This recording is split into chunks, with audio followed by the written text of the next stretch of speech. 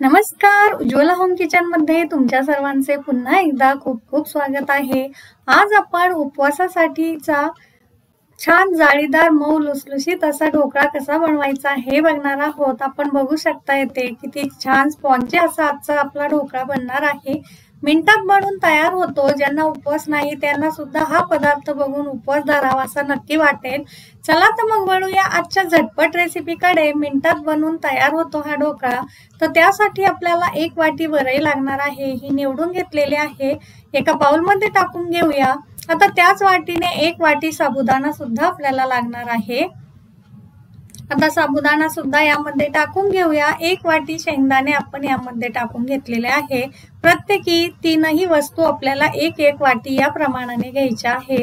आता यामध्ये पाणी टाकून घेतलंय आपण। स्वच्छ आपल्याला 1 ते 2 पाण्याने धुवून घ्यायचं आहे आणि हे जे पाणी वरती आलेलं दिसत आहे हे ओतून द्यायचं आहे आपल्याला आणि पुन्हा यामध्ये आपण स्वच्छ पाणी टाकून हे भिजत ठेवायचं आहे। तर याला जवळजवळ 2.5 ते 3 तास आपल्याला भिजायला लागणार आहे।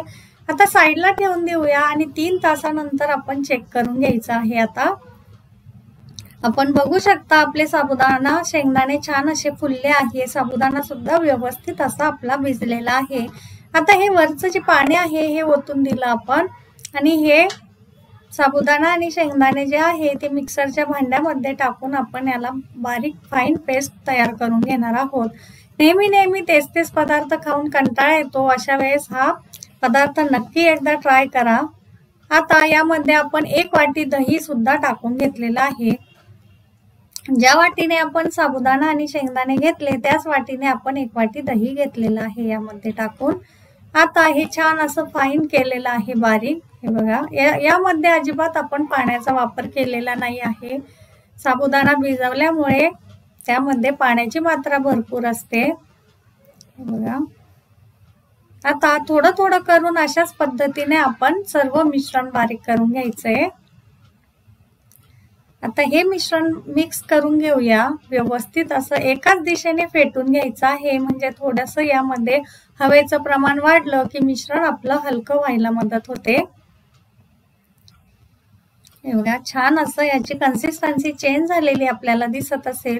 आता यामध्ये चवीपुरतं मीठ टाकून घेऊया आणि थोडंसं 1 चमचा यामध्ये मी तेल टाकलेलं आहे। तेलामुळे आपला ढोकळा असा ड्राय नाही होणार किंवा तोंडाला खाताना चिकटणार नाही। छान असा मऊ सॉफ्ट ढोकळा यामुळे आपला तयार होईल। आता पुन्हा एकदा हे मिश्रण आपल्याला असं फिरवून घ्यायचं आहे एकाच दिशेने। हे बघा छान याची कन्सिस्टन्सी तयार झालेली आहे।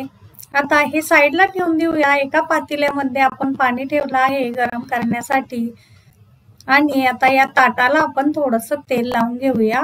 याच प्लेटमध्ये आपल्याला ढोकळ्याचं मिश्रण टाकून ठेवून द्यायचं आहे ढोकळा स्टीम करण्यासाठी। त्यामुळे छान असं याला सगळ्या बाजूने आपण तेल लावून घेणार आहोत। हे बघा आता हे साइडला ठेवून देऊया।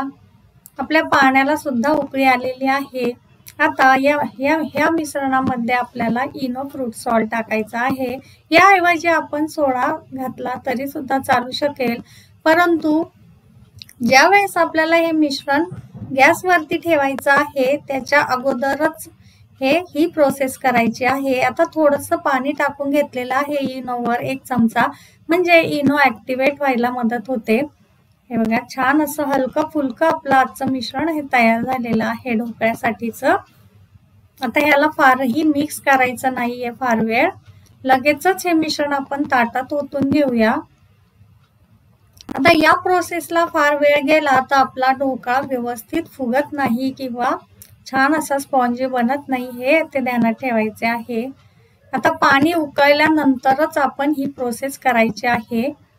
आता पाण्यावर आपण झाकण ठेवून घेतलेलं आहे, गाळणी ठेवलेली आहे। आता त्याच गाळणीत आपल्याला ही जी प्लेट आहे ढोकळ्याच्या बॅटरची ही ठेवून द्यायची आहे। हे बघा व्यवस्थित ठेवायचं आहे। आता आपल्याला याला 12 ते 15 मिनिटाचा वेळ लागणार आहे। आता हा वेळ आपलं मिश्रण किती आहे त्यानुसार कमी जास्त होऊ शकतो। आता झाकण ठेवून देऊया आता ढोकळा होईपर्यंत आपण बाकीची तयारी करून घ्यायची आहे। आता एका वाटीमध्ये मी येथे 2 चमचे साखर घेतलेली आहे आणि 3 ते 4 चमचे मी यामध्ये पाणी टाकून याचं शुगर सिरप आपण तयार करून घेणार आहोत। जसा आपण बेसन पिठाचा ढोकळा बनवतो अगदी त्याचप्रमाणे आपण हा तयार करणार आहोत। त्यामुळे येथे आपल्याला शुगर सिरप सुद्धा लागणार आहे। हे बघा, आता हे तयार झालं आहे। एका प्लेट मध्ये आता आपण ही तयारी करून घेतली। कोथिंबीर, हिरवी मिरची आणि जिरे घेतलेले आहे आपण फोडणीसाठी। आता आपण 15 मिनिटांनी चेक करून घेऊया। हे बघा, छान अशी जाळी आलेली आहे, बुडबुडे आलेले आहे वरती। चाकूच्या साहाय्याने चेक केलं, चाकूला आपल्या अजिबात पीठ लागलं नाही, याचाच अर्थ आपला ढोकळा व्यवस्थित असा बनून तयार झालेला आहे। आता हा थंड करायला ठेवणार आहोत आपण। आणि जर आपल्या चाकूला पीठ लागलं किंवा ढोकळा व्यवस्थित झाला नाही तर अजून 3 ते 4 मिनिटं आपण हे स्टीम करण्यासाठी ठेवून द्यायचं आहे। आता हे मिश्रण थंड झालं की आपण चाकूने अशा पद्धतीने हे कट करून घ्यायचं आहे आपल्या आवडत्या आकारानुसार। आता ह्याच्या साइड आपण मोकळ्या करून घेऊया। हे बघा, आपण बघू शकता येथे किती छान असा मऊ लुसलुशीत जाळीदार आपला ढोकळा बनून तयार झालेला आहे मिनिटामध्ये। आता पुढची तयारी करूया। आता जे शुगर सिरप आपण तयार करून घेतलं होतं ते चमच्याच्या साहाय्याने अशा प्रकारे सर्व बाजूला टाकून घेऊया। थोडं थोडं करून टाकून घ्यायचं आहे। हे बघा, यामुळे आपल्या ढोकळ्याची टेस्ट अतिशय छान येते। आता फोडणी तयार करून घेऊया। त्यासाठी या फोडणीच्या पॅन मध्ये आपण 1 चमचा तेल घेतलेला आहे। आता उपवासाचा ढोकळा म्हणून आपण येथे शेंगदाणा तेल वापरलेला आहे। त्यामध्ये 2 ते 3 हिरव्या मिरच्या आणि 1 चमचा जिरे आपण छान असे तडतडेपर्यंत याला फोडणी देऊन घेतली आहे। आता हे सर्व वरून टाकून घेऊया आणि चमच्याच्या साहाय्याने असं सर्व बाजूनी स्प्रेड करून घ्यायचं आहे। हे बघा, आता जी बारीक चॉप केलेली कोथिंबीर आपण घेतली होती ती सुद्धा यावर अशा पद्धतीने टाकून घेतलेली आहे। अतिशय टेस्टी आणि स्पॉन्जी असा आपला आजचा ढोकळा तयार झालेला आहे, तेही मिनिटामध्ये। आपण बघू शकता येते। आता एका प्लेट मध्ये हा आपण ठेवून घेऊया आणि दही आणि कोथिंबीरीच्या चटणी बरोबर किंवा खोबऱ्याच्या चटणी बरोबर अगदी अप्रतिम अशा चवीचा हा उपवासाचा ढोकळा तयार होतो।